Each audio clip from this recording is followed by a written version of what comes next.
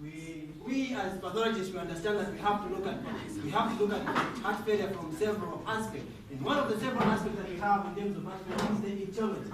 Now, what are we looking at? When we are looking at the etiology, we are looking at several factors that are involved in terms of causing what? Causing heart failure. And now, heart failure itself is not caused by a single thing. So you have several diseases that will lead to this to the dysfunctioning of the heart. Hence, the heart will fail in terms of to pump blood for metabolic needs. Now, what you have is you have several diseases. Now, these diseases are going to act on several parts of the heart. So you're going to have certain diseases that are going to affect the myocardium, like the myocardium and cause myocardial diseases. You have several diseases that are going to act on the endocardium. And this pericardium, all these are going to, when they are united, they are leading to one thing, that is heart failure. Now, we have something like coronary artery disease. Now, this is the most common amongst all types of causes of what? Of heart failure. So now, as we go on, since we don't have enough time, we are going to dive straight into the what? The mechanism. Now, this mechanism, even as we know now, this is a form, when we look at the etiology, we're looking at several aspects of cell injury. Now, we're having the cells, the myocytes being affected. Now, when they are being affected, what we have is they are undergoing what? They are undergoing cell injury. Now, what we have is you're going to realize that as cell injuries, as we know, cell injury goes into categories. We have reversible and irreversible. So now, in order for the heart to try to counter these effects of the etiological effects of heart failure, it's going to involve some of these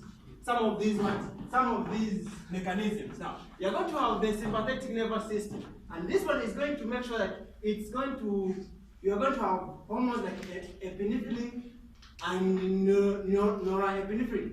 Those ones are going to increase the heart rate, and when you have increased heart rate, you are going to have what? An increased cardiac output. Because what you are interested in is this, because their heart is failing to pull out enough blood that the body needs to maintain its what? Its metabolic needs. So we are going to have increased preload. Now, preload is simply what you have is, when you look at preload, you're looking at the blood volume in the ventricles plus the fibers.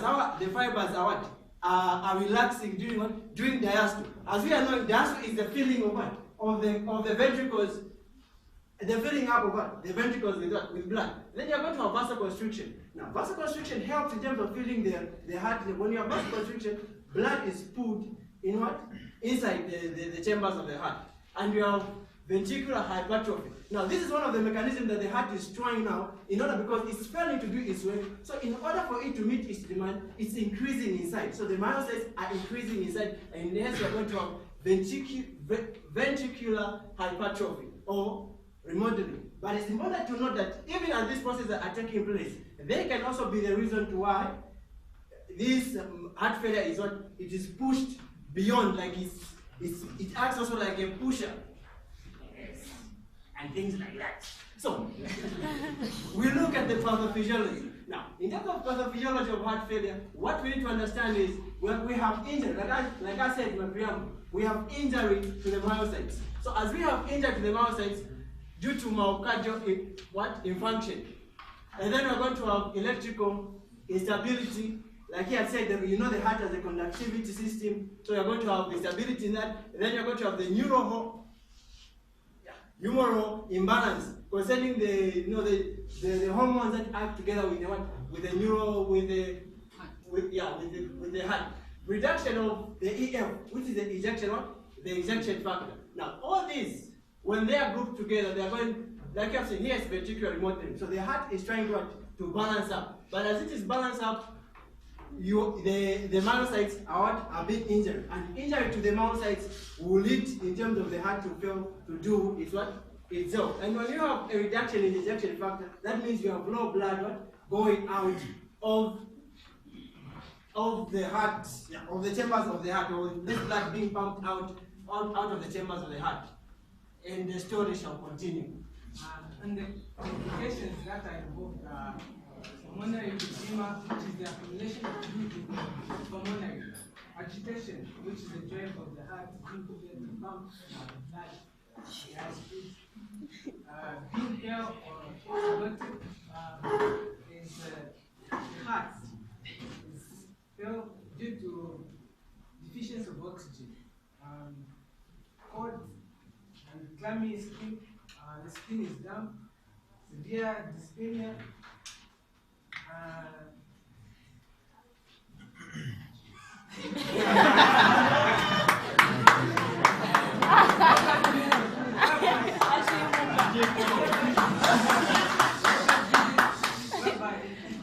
the train had progressive breath, that's severe dyspnea, and then tachypnea,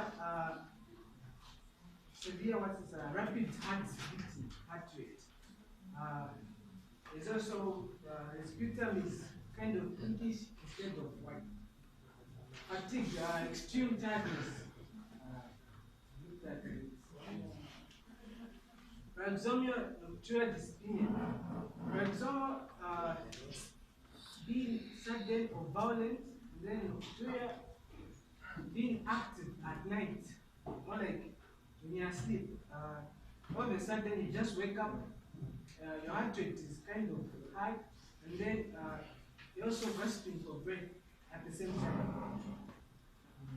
Tachycardia is also the same thing as severe heart rate. So the edema causes the lungs being accumulated with fluid, the liver, the abdomen, and the lungs are swelling. Okay, your time has finished, but I want you to finish your presentation. So you have many minutes. So the behavioral changes. 1 minute. Yes. And now and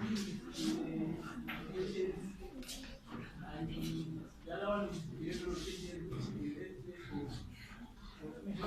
confusion, the other one is chest, gastro, over time, and then induce cardiac output and increase myocardial.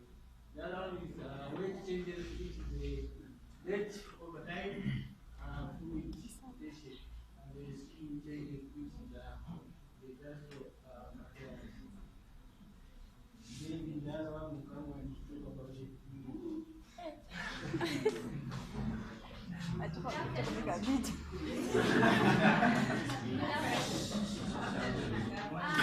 man is approximately 5 million patients in USA have heart failure, but all over the world it's about 22,000 or 22 million.